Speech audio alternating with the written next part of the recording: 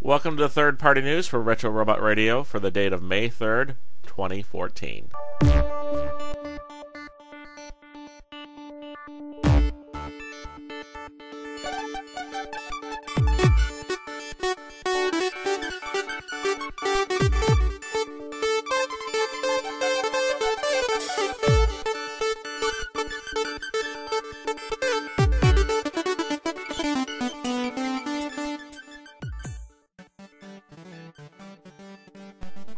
BMOG Toys have provided numerous updates this week with box, back, and front pictures of their Arsenal and Mantax figures, which includes biographies and co-cells of the figure, as well as clip and save moot points.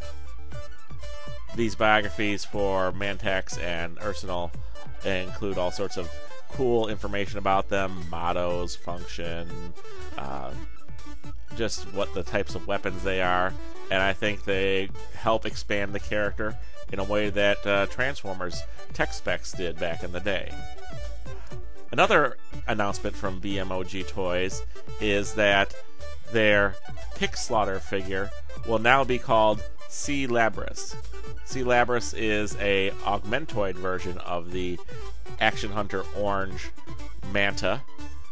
They changed the character from a Paraxoid to an Augmentoid in order to balance out the number of characters on each side, now that the green versions of the toy will be both Paraxoids.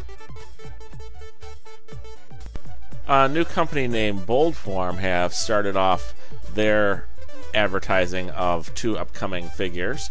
One is based on a tank mode Megatron from the looks of it, and the other one is an homage to Generation 1 Motor Master. This is actually about a week old, but I hadn't gotten around to mentioning Iron Factory had announced a set of 6-gun and Slammer figures for the Generations Metroplex. Honestly, they're great standalone figures even if you don't have them. 6-gun will break apart into various gun weapons, and the Slammer is a transforming legend-sized tank. They can also break apart into weapons that you can have Slammer hold the 6-gun guns, or you can give them to Scamper, or just attach them onto anything.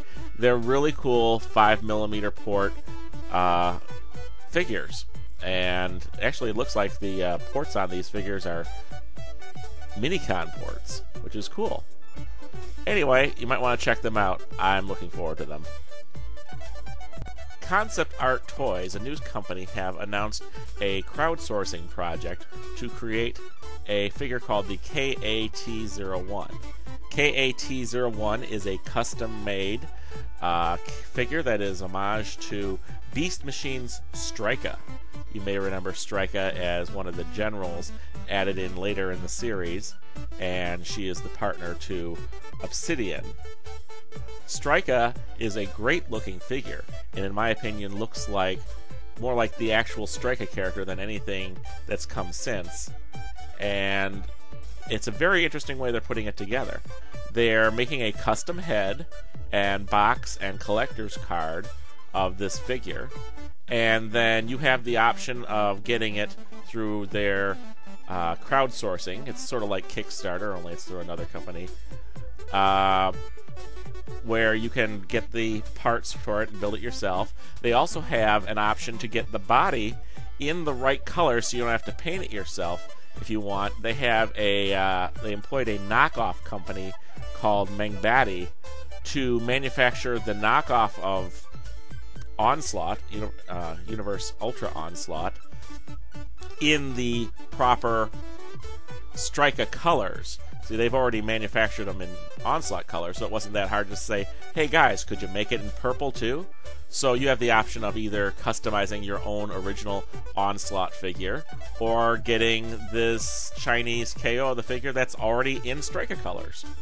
So if you're interested in that, I'll put a link in the show notes where you can go to their crowdsourcing page, and as low as $10, I think, for the collector's card. It costs about $45 if you want the figure and the head to build yourself. It costs about $60 if you want the custom box, and they're even looking at stretch goals of accessories, and they have lots of 10 and more that you can buy if you want to have a whole bunch of the figure.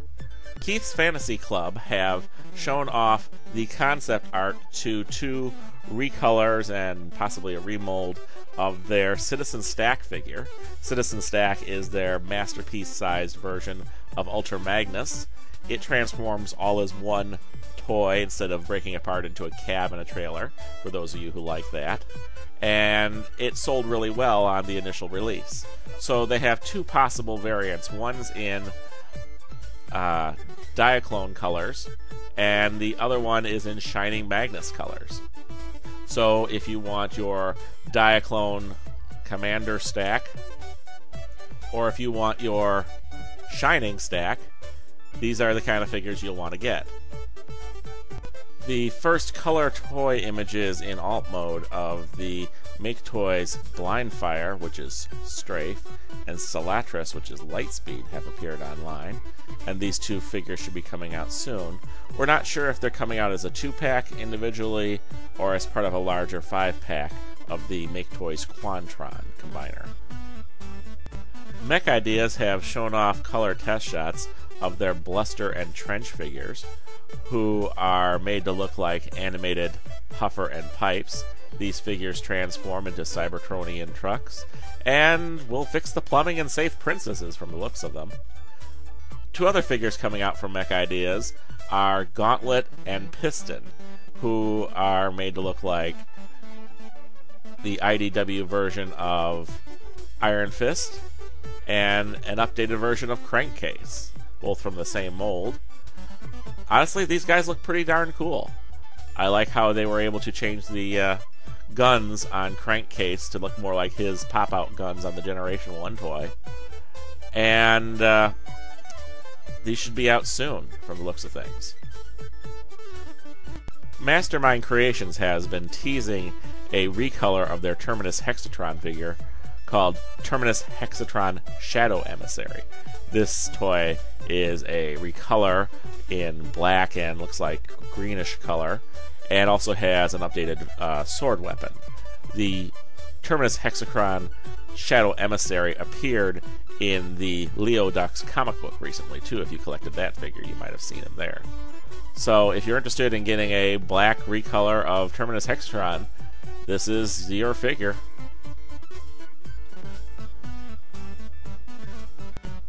Toyworld showed off 2 new figures this week.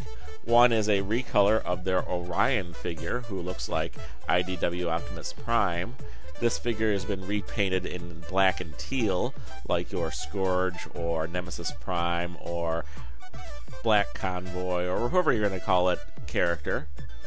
And another is their latest Headmaster figure, who is called Swamper. Swamper looks a heck of a lot like Generation 1, Skullcruncher, and Grax. The figure is much more articulated than the original Generation 1 figure and has a pilot's compartment in the body as opposed to hiding in the mouth for the pilot. Toyworld Headmasters are, of course, Generation 1 Headmaster compatible, and you can swap the heads back and forth, so that makes them pretty cool.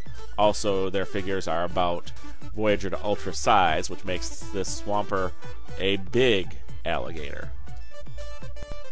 X2 Toys is confusing the heck out of the Transformers third-party collectors scene lately, with numerous photos of prototypes, prototype parts, concept art, shaded concept art, and just any old thing of several figures that are coming out. From what we can tell, they're making a version of the Autobot clones, Fastlane and Cloudbreaker, as well as a transforming Voltron Lion pistol, because that makes sense. It's a cool figure, I'll give them that. But hopefully we'll find more about them soon and see them in color. And hopefully they'll do something about those thighs. X-Transbot have shown off the first test shot images of their Ollie figure with a black and blue version of Ollie. This test shot is basically done to test the mold to see if the parts fit together and is not indicative of the final colors. But as you can see from the photographs, Ollie is able to hide his slingshot underneath the vehicle and also has a gun that mounts on the roof. This week's spotlight is on the first robot toy line that I collected from the 1970s, the Micronauts. In the 1970s, some really cool stuff came out in toys, and the coolest of them all was the Micronauts, a line of 3.5-inch tall figures and interchangeable robot parts. At the time, I didn't know it, but they were imported from Japan as their Micromen toys. But the Micronauts were always original to me. I collected several of these toys. I remember my grandparents buying me the Hydro Chopper. My parents got me several other figures, and they were just darn cool. It wasn't until years later that I learned that the Microman toys that were the Micronauts eventually evolved into the Microchange figures, which were imported into Transformers. But there was a connection there. Characters like Soundwave and Megatron came right from Microman. But transforming robots started way back in the 1970s. In fact, one of the first robots that turned into a tank was the Microman Robot Man, who was brought over in the Micronauts as Biotron, a figure I loved as a kid. Yeah, he was a parts former, but he was a giant robot that you could reconfigure into a space tank thingy. And his head spun, so that was really freaking cool. And now, for your viewing pleasure, the original Microchange Robot Man commercial. 今、秘密基地よりその堂々たる姿を現す超性能メカロボット、その名はロボットマン。ミクロマンとの合体で恐るべきパワーを生む。ボディは目的により戦車に変身。ブルドーザーセット、ドリル戦車セットとの合体もストロングバイロボットマン。 This week's free character sheet for the Transformers role-playing game is Mech Idea's Project Z. You can download the character sheet from a link in the show notes. This week's title image is of the Micronaut Biotron from the Mego Micronauts collection. This week's news brought to you from the pages of tformers.com and TFW 2005. News read by Matthew Ignash. Be sure to check out our YouTube page at Retro Robot Radio and leave a comment. And check out the third-party TF Crashers on Facebook.